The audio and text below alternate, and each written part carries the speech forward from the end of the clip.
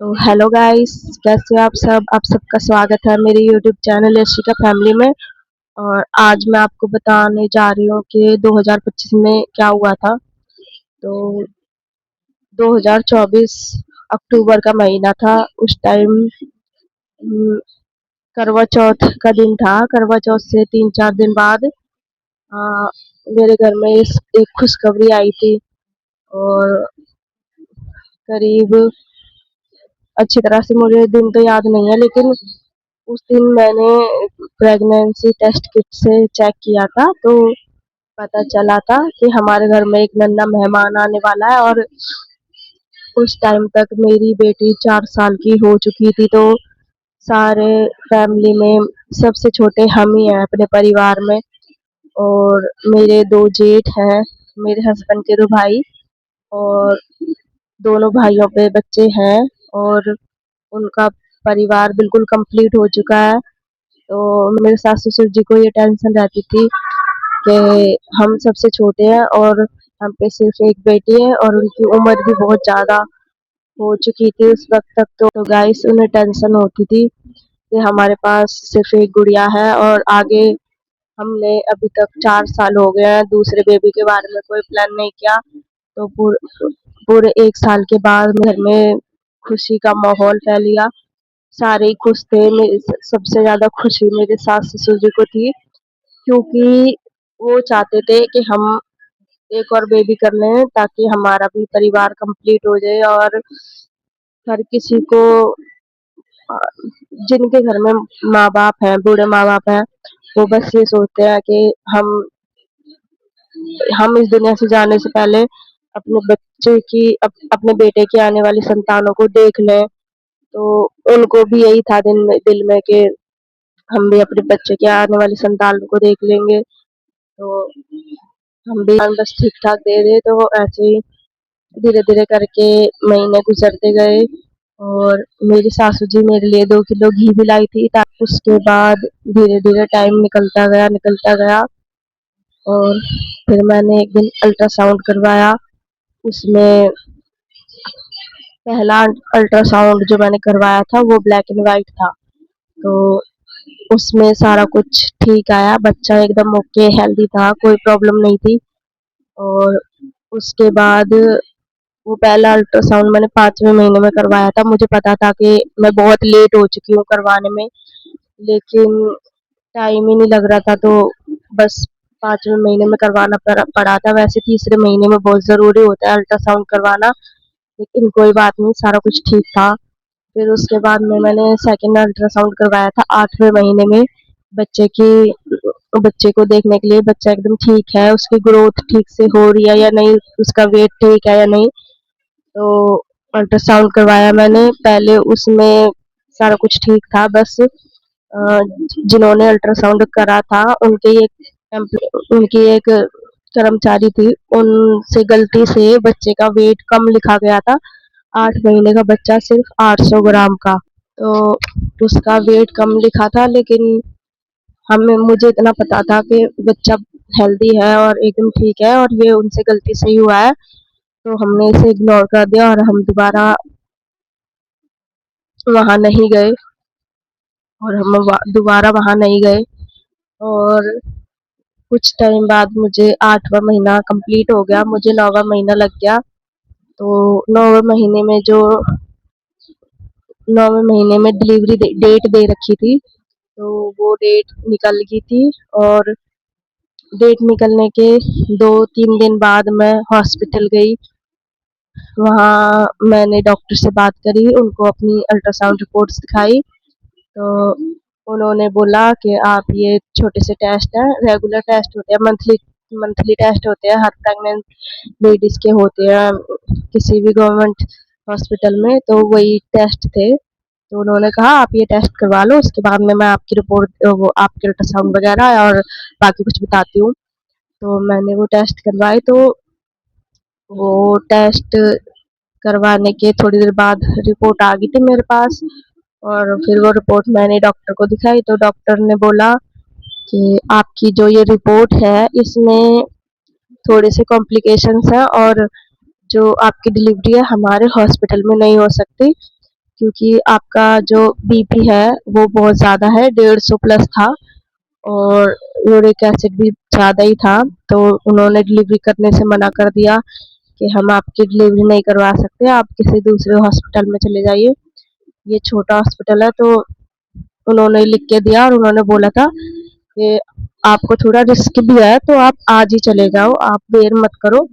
तो उसी दिन हम हॉस्पिटल गए और जो दूसरा हॉस्पिटल था वो बड़ा था, वहाँ बहुत सारी डिलीवरी होती थी, ऑपरेशन से भी बच्चे होते थे। तो मैं वहाँ गई, मैं एक आशा वर्कर दीदी थी, बहुत अच्छी थी वो, उन्होंने बहुत साथ दिया था मेरा। तो वो मेरे साथ गई और वहाँ जाके मैंने अपनी सारी रिपोर्ट्स दिखाई। वहाँ डॉक्टरों ने मुझे दवाइयाँ दी बीपी कम करने के लिए, लेकिन मेरा बीपी कम ही नहीं हो रहा था, बिल्कुल भी कम नहीं हो रहा था। और उसके बाद में डॉक्टर ने मेरी रिपोर्ट चेक करी, अल्ट्रासाउंड वगैरह चेक करे, तो उन्होंने बोला कि ये अल्ट्रासाउंड आप एक और करवा लो जाके, अभी फटाफट से जाओ और एक और अल्ट्रासाउंड करवा लो। तो मैं गई और मैंने एक अल्ट्रासाउंड और करवाया था और वो लाके डॉक्टर को दिखाया। लेडी डॉक्टर थी वो बहुत अच्छी डॉक्टर थी, उनको दिखाया था। तो उन्होंने मेरा अल्ट्रासाउंड देखते ही बोला कि आप में तो कॉम्प्लिकेशंस थे ही, वो तो हम हैंडल कर कर लेते, लेकिन जो आपका बेबी आने वाला है या आने वाली है, इस बेबी बेबी के हार्ट में कोई प्रॉब्लम है। और उस टाइम मेरे हस्बैंड मेरे साथ नहीं थे, तो मैं सुन के रोने लगी थी। और फिर डॉक्टर ने बोला कि आप अपने हस्बैंड को एक बार बुला लो यहाँ पे, उसके बाद मैं आपको बताती हूँ कि आपको क्या करना है। तो मैंने अपने हस्बैंड जी के पास फ़ोन किया और आधे घंटे बाद वो हॉस्पिटल आ गए और हॉस्पिटल आने के बाद मैं और मेरे हस्बैंड और वो आशा वर्कर, हम तीनों ही डॉक्टर के पास गए, डॉक्टर से मिले। तो उन्होंने कहा, मेरे हस्बैंड को बहुत प्यार से समझाया, हम दोनों ही रो रहे थे उस टाइम, क्योंकि 9 महीने तक हमने जिसका वेट करा था, एंड में जब उस उसके आने का टाइम हो गया, तो उस टाइम पे जो बातें सुनी थी वो बिल्कुल दिमाग हमारा घूम गया था, हमें समझ में ही नहीं आ रहा था कि ये अचानक से क्या हो गया, सारा कुछ तो ठीक था, ये क्या हो गया, बस समझ में नहीं आ रहा था कुछ भी। लेकिन फिर भी वो आशा वर्कर दीदी थी, वो बहुत अच्छी थी, उन्होंने समझाया कि आप टेंशन मत लो, ऐसा हो जाता है कई बार रिपोर्ट्स गलत भी आ जाते हैं, तो आप टेंशन मत लो। और फिर वो रिपोर्ट जो मैंने दिखाए थे अल्ट्रासाउंड की, तो उन डॉक्टर, वैसे वो डॉक्टर बहुत अच्छी थी, लेकिन उन्होंने बोल दिया था कि आपकी डिलीवरी यहाँ नहीं हो सकती, आप करनाल जाओ। तो उन्होंने कहा कि हम आपकी डिलीवरी करवा देते, हमें कोई दिक्कत नहीं है, लेकिन अब आपके बच्चे में जो प्रॉब्लम है, उसकी वजह से हम आपको वहाँ रेफर कर रहे हैं और आपके बच्चे दोनों के लिए वहाँ अच्छा ऑप्शन है डिलीवरी करवाने का। और मैंने, मेरे हस्बैंड ने उनकी बात मानी और जो आशा वर्कर दीदी थी, वो सुबह से लेके शाम को 3 से 4 बज चुके थे, हमारे साथ ही थे वो। और फिर हमने एक कैब बुक करी और घर से सारा सामान लिया जो ज़रूरी था। और जो दीदी थी आशा वर्कर, वो हमारे साथ गईं, उन्होंने मुझे हॉस्पिटल में एडमिट करवाया और एडमिट करवाने के बाद शाम हो गई थी, तो फिर वो चली गई थी। और फिर उसके बाद मेरे हस्बैंड जी ने मेरे भैया भाभी को पहले ही फ़ोन कर दिया था और शाम तक वो भी आ गए थे। तो मेरे हस्बैंड जी के दोस्त थे, उनकी वाइफ थी, 2 दोस्त और उनके वाइफ थे, वो सारे ही आ गए थे। तो हम मैं मेरे को बहुत खुशी थी कि चलो यार, हम अकेले तो नहीं है, मेरे पति और मैं अकेले तो नहीं है, ये सब तो है। और 12-1 रात के बज चुके थे और मेरा बीपी 160 था उस टाइम, और जो नहीं होना चाहिए था। उस टाइम मुझे ये नहीं पता था कि प्रेगनेंसी में बीपी इतना ज़्यादा होना नॉर्मल बात नहीं होती है और बहुत ज़्यादा रिस्क होता है माँ और बच्चे दोनों को। तो डॉक्टर ने मेरे को काफ़ी सारी दवाइयाँ दी बीपी की, थोड़ी-थोड़ी देर बाद, 1 आधे घंटे बाद। फिर मैं करीब 12:30 बजे सोई थी, 1 पता नहीं 12 बजे सोई थी। और आधे घंटा लगभग सोई होंगी और उसके बाद जब मैं उठी तो मेरा बीपी चेक किया डॉक्टर ने, तो बीपी 140 हो गया था। तो डॉक्टर कह रहे थे चलो बीपी आपका कंट्रोल में आ रहा है। अगर मेरा बीपी कंट्रोल में नहीं आता तो मेरा मेरा मेरी जो डिलीवरी थी वो बड़े ऑपरेशन से ही होनी थी, लेकिन भगवान का शुक्र है कि मेरा बीपी कंट्रोल में आ गया था और करीब 2 ढाई बजे तक मेरा बीपी 126 तक हो गया था। तो ये नॉर्मल ही था, कोई रिस्क वाली बात नहीं थी, सारा कुछ नॉर्मल था। फिर 4 बजे के बाद मेरे को लेबर पेन चालू हो गए थे, डॉक्टर ने इंजेक्शन लगाया था, उसके बाद मेरे को लेबर पेन चालू हो गए थे। उसके बाद करीब 12 साढ़े 12 बजे मेरी डिलीवरी हुई और एक हेल्दी बिल्कुल बेबी बॉय हुआ और उसकी मैंने शक्ल भी नहीं देखी थी। मुझे बहुत उस टाइम मैं अनकॉन्शियस थी। उस टाइम में मेरे मतलब बहुत ज़्यादा मेरे दर्द हो रहा था पेट में बहुत ज़्यादा। उस टाइम मेरे को कोई भी होश नहीं था। मैंने सिर्फ थोड़ा-सा ही देखा था अपने बच्चे को, उसकी शक्ल भी ढंग से नहीं देखी थी और उसको जैसे कि डॉक्टर ने पहले ही बता दिया था कि इसके दिल में कोई प्रॉब्लम है, तो उसे बच्चों की नर्सरी में भेज दिया था, जहाँ उसको अगर ऑक्सीजन वगैरह की ज़रूरत पड़ती तो वो लगाया जाता उसके, तो वहाँ उसको भेज दिया था ताकि अच्छे से उसका ट्रीटमेंट हो सके, जो उसको ज़रूरत अगर होगी तो। तो उसके बाद मेरी भाभी आई और मेरे से मिली और फिर मैंने खाना-खुना खाया था थोड़ा बहुत हल्का-फुल्का और दिन का पता ही नहीं चला कैसे कट गया, क्योंकि सारा दिन मैं पेन में थी। फिर सारी रात मेरे पेट में बहुत ज़्यादा दर्द हो रहा था, बहुत ज़्यादा दर्द। फिर जैसे तैसे रात कटी। रात कटने के बाद सुबह पता ही नहीं क्यों मेरे दिल में मुझे सबसे पहले अ, याद तो मुझे मेरे बेटे की आनी चाहिए थी, लेकिन फिर भी मेरे दिल में एक बात ये थी कि मैं एक बार अपने हस्बैंड को देख लूँ। डिलीवरी के बाद सबसे ज़्यादा मुझे मन यही कर रहा था कि मैं एक बार हस्बैंड को देख लूँ और मिल लूँ। तो मैं जो रूम होता है लेडीज़ का, मैं उस रूम से उठ के बाहर गई, जो वेटिंग रूम होता है वहाँ गई चल के। मेरे अंदर हिम्मत नहीं थी चलने की, लेकिन फिर भी हिम्मत करके मैं वहाँ गई और देखा वहाँ हस्बैंड थे नहीं। तो मैं वापस आ गई और थोड़ी देर बाद मेरी भाभी आई और फिर मैंने भाभी से पूछा, भाभी वो यशिका के पापा किधर है? तो उन्होंने कहा कि वो यहाँ पे नहीं है, वो चंडीगढ़ गए हैं। तो मैं एकदम शॉक में चली गई कि चंडीगढ़, यार वो तो यहीं थे, वो चंडीगढ़ क्या करने चले गए? तो मेरी भाभी ने मेरे को बोला कि तुम्हारे हस्बैंड ने मना करा था बताने के लिए कि तुम्हें ना बताएं, लेकिन तुम्हारे बच्चे और तुम्हारे हस्बैंड दोनों चंडीगढ़ में हैं। तो मेरे लिए शौक पे शौक मिलते जा रहे थे, समझ में नहीं आ रहा था भगवान जी ये क्या कर रहे हैं क्या नहीं, लेकिन फिर भी एक होप थी कि जो भी कर रहे हैं भगवान जी कुछ बुरा नहीं करेंगे। तो मेरा मन बिल्कुल भी नहीं लग रहा था वहाँ पे और मैंने वहाँ डॉक्टर से कहा कि आप मुझे छुट्टी दे दो और मुझे घर जाना है और मैं घर से सीधा अपने वहाँ जाऊँगी बेटे के पास, मेरे हस्बैंड और बेटे वहीं हैं। तो डॉक्टर ने कहा था आप इस हालत में चले जाओगे। फिर मुझे मुझे ये नहीं दिख रहा था कि मैं पेन में हूँ या मुझे तकलीफ हो रही है। मुझे सिर्फ ये दिख रहा था कि बस मेरा बच्चा ठीक हो और बस इसी की टेंशन हो रही थी। तो छुट्टी दे दी। फिर मैं और मेरी भाभी भाभी ने ऑटो किया और हम घर पे आ गए और घर पे आने के बाद मैंने अपने हस्बैंड के पास फ़ोन किया। तो मेरे हस्बैंड जी ने बताया मुझे कि पहले तो वो ठीक से बात ही नहीं कर रहे थे, वो टेंशन में थे क्योंकि हमें 2-3 दिन हो गए थे लगातार ये सब झेलते हुए और मेरे हस्बैंड जी बिल्कुल भी नहीं सोए थे और ऊपर से टेंशन भी थी बच्चे की। तो मेरे बच्चे के टेस्ट हुए तो उसकी रिपोर्ट आई थी।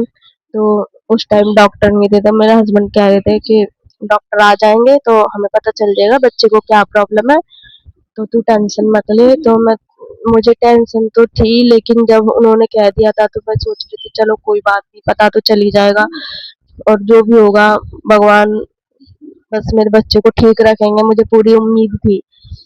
फिर 3-4 दिन हो गए और उसके का बहुत सारे टेस्ट हुए, मुझे तो पता भी नहीं है क्या-क्या टेस्ट हुए थे वहाँ पे।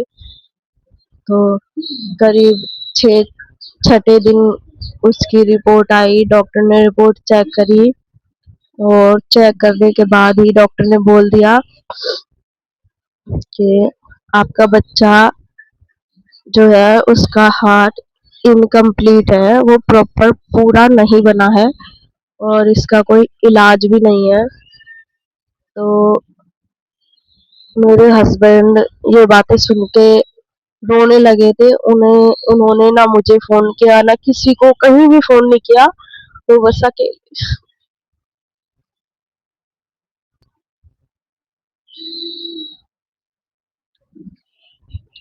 बस वो अकेले ही सारा कुछ झेलते रहे। फिर उसके बाद फिर उसके बाद मैंने फ़ोन किया तो उनके मुँह से आवाज़ नहीं निकल रही थी और फिर वो भी रोने लगे जब मैंने उनसे फ़ोन किया। तो मैंने पूछा कि क्या हुआ, डॉक्टर ने क्या कहा? तो वो फ़ोन पे ही रोने लगे थे मेरे हस्बैंड और मैं समझ चुकी थी कि कोई ना कोई तो बात है जिसकी वजह से ही मेरे हस्बैंड रो रहे हैं। तो पहले उन्होंने मुझे मैं भी रोने लगी थी उनकी आवाज़ को सुन के। तो उन्होंने बहुत देर बाद थोड़ा शांत हुए और मुझे भी समझाया और बोला कि देख, जो भी लिखा है किस्मत में देखा जाएगा, हम अपने बच्चे को अच्छी सी जगह पे दिखाएँगे और एक डॉक्टर ने बोला है कि बच्चे को ये प्रॉब्लम है और इसका कोई इलाज नहीं है। तो मैंने उसी टाइम फ़ोन काट दिया, मुझे समझ में नहीं आ रहा था कि ये क्या हो रहा है हमारे साथ, क्या नहीं हो रहा। और फिर उसके अगले दिन ही मेरे हस्बैंड उसकी छुट्टी लेके आ गए थे। डॉक्टर ने पहले ही हमें वार्न कर दिया था, इसका इलाज नहीं है और बस इसकी किस्मत हुई तो ये जिएगा। और मेरे हस्बैंड जी 7वें दिन बच्चे को घर ले आए थे और बहुत सुंदर बेबी था, बहुत। अभी भी उसकी फोटोज है मेरे फोन में, मैं जल्दी से उन्हें देखती नहीं हूँ। और उसके दादा दादी भी थे, उन्होंने भी बहुत प्यार से खिलाया उसे, गोद में लिया, मैंने भी बहुत सारा प्यार किया, बहुत ही अच्छा था, इतना अच्छा बच्चा था, बहुत ज्यादा। और धीरे धीरे दिन गुजरते गए, उसके दादा दादी भी चले गए थे हमारे घर से और मैं और मेरे हस्बैंड रह गए थे। और उस टाइम मेरे हस्बैंड का काम छूटा हुआ था, ड्यूटी नहीं जा रहे थे वो। तो मैं और मेरे हस्बैंड दोनों ही बहुत ज़्यादा बच्चे की देखभाल करते थे, उसकी केयर करते थे। और मेरी बेटी उस टाइम स्कूल जाती थी और हम एक डॉक्टर के पास लेके गए तो उन्होंने कहा था कि आपका बच्चा ठीक हो जाएगा, आप टेंशन मत लो। और 25-26 दिन का हुआ था वो और बस फिर उसके बाद वो इस दुनिया से चला गया। और उस दिन ऐसा लग रहा था जैसे हमारी सारी दुनिया ही बिखर गई हो, जैसे हमारी ज़िंदगी में कुछ रहा ही ना हो।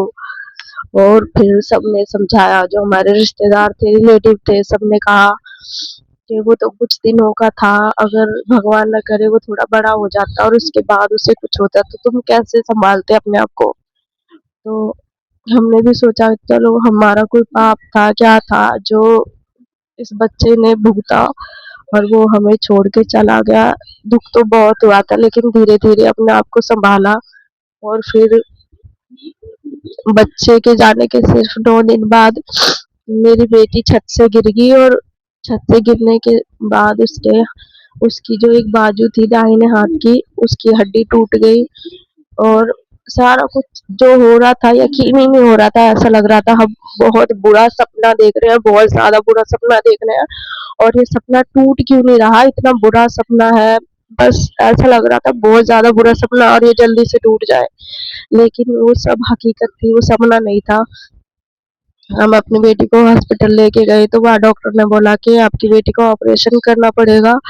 मेरे बेटे को गए हुए सिर्फ 9 दिन हुए थे और उसके बाद बेटी की ये हालत देख के बस मेरे हस्बैंड और मैं यही सोच रही थी कि हमने ऐसा कौन सा पाप किया है जो भगवान हमें इतनी बुरी सजा दे रहे हैं। और उसका ऑपरेशन हुआ मेरी बेटी का और 1 डेढ़ महीने बहुत ज़्यादा रोती थी, बहुत ज़्यादा रोती थी। पर क्या करें, बस हमें ये तो था कि चलो छत पे से गिरी है, हमारी बेटी का बाजू टूट गया, कोई और सीरियस चोट तो नहीं आई। और फिलहाल वो फिर 1.5 महीने बाद मेरी बेटी ने रिकवर किया, उसका हाथ एकदम ठीक हो गया ऑपरेशन के बाद। और सिर्फ 4 या 5 महीने बाद ही फिर मेरी सासू माँ थी, उनकी डेथ हो गई और उसके बाद हम बिल्कुल बिखर गए, बिल्कुल उसके बाद ऐसा लगा हमें कि हमारी लाइफ में अब कुछ भी नहीं बचा, सारा कुछ उजड़ गया। ऐसा लग रहा था जैसे दुनिया हमारे लिए है ही नहीं है। जब मैं हमारा बच्चा गया था तो मेरे सास ससुर ही हमारे पास थे, वही हमारे कंधे पे हाथ रखते, हमारे सर पे हाथ रखते, हमें चुप कराते, हम रोते थे, मेरे हस्बैंड रोते थे, उनको चुप कराते थे। और उनका होना ही बहुत ज़्यादा था हमारे लिए, बहुत बहुत हिम्मत थी हमारे अंदर। लेकिन उनके जाने के बाद बस एक सुई का चुभना भी ऐसा था जैसे पहाड़ का टूटना हो। और फिलहाल मेरी सासू माँ को गए हुए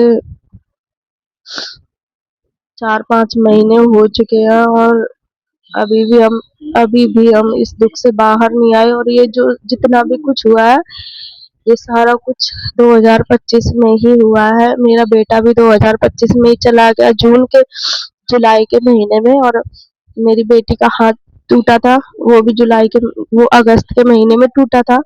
और उसके बाद मेरी सासू जी दिसंबर में इस दुनिया को छोड़ के चली गई। तो सबसे बुरा जो साल है मेरी जिंदगी में वो 2025 है। और भगवान जी कभी किसी की लाइफ में ऐसा टाइम ना लाए जो हमने देखा है। तो गाइस, अगर आपको मेरी वीडियो अच्छी लगती है तो चैनल को सब्सक्राइब, वीडियो को लाइक करें और शेयर करें और नोटिफिकेशन के लिए बेल आइकन बटन जरूर दबा दें।